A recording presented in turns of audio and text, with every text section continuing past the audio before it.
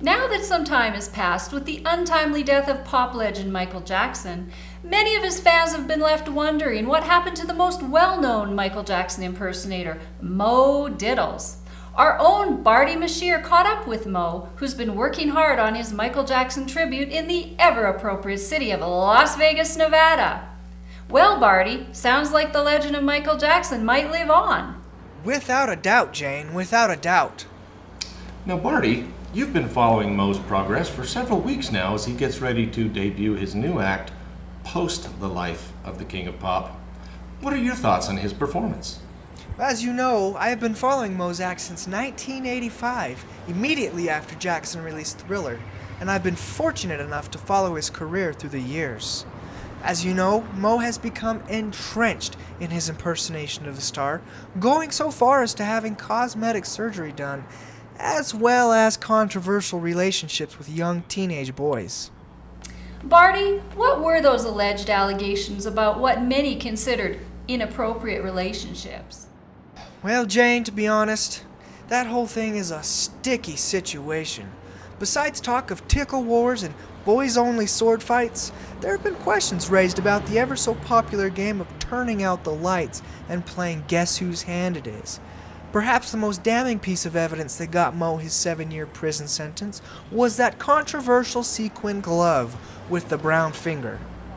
I remember that. I recall numerous media outlets coined that the Stinky Pinky.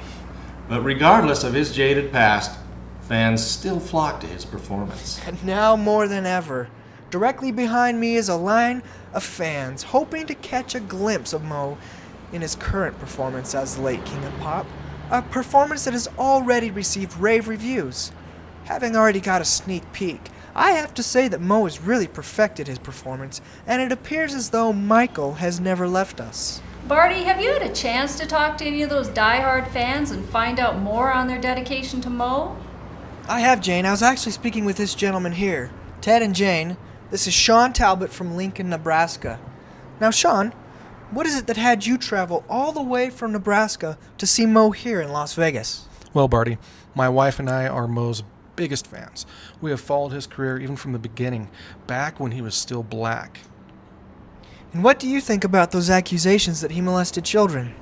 Not true. Not true at all. Even during his trial, he explained the reason why he had his hands down that little boy's pants for 10 minutes is because he thought he had a temperature. If you ask me, I think the prosecutor had it out for him because he was white. Wow, he really makes a good point, Jane. I hadn't thought of that. Standing next to me is Miss Joan Thomas from Vienna, Virginia. Now, Joan, what do you think is the biggest part of Mo's act that has the audiences returning?